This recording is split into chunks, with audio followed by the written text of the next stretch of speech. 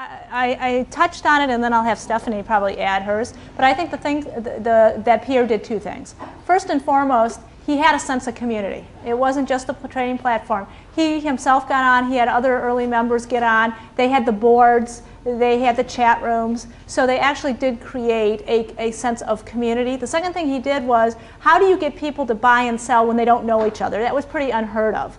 And so what he did was the concept of feedback. It was the way that, you leave me a positive or a negative, and then you earn points, and through that points you got a reputation. And so we actually think the two things that he did that were unique compared to other sites was totally opened up. It was truly, whatever. It wasn't like there were limits put on, it must be this price or that. It was list your item, and then you had a community, and then you had a reputation. And we think the community aspect and the reputation aspect were pretty unique compared to those other auction sites and what they were doing.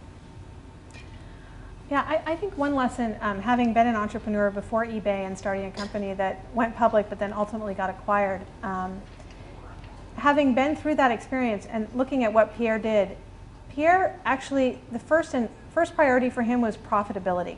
So in many ways, the feedback system came from his desire to make the community work, but also from his desire to get out of the middle. I mean, he really felt very strongly that he didn't want to have to be rating consumers. He didn't want to have to be dealing with all the emails and the community responses that he was dealing with. He ended up hiring people across the community that he thought were good arbitrators and who were good members of the community to teach other people how to trade on eBay. And he, at every point, tried to find a way to let the community run itself so that the company could become profitable. It was profitable from the beginning. And that's a really unique, I think, business objective given what happened in the 1998 and 99 boom, when people were just throwing money at a problem and not really creatively thinking how to get to profitability.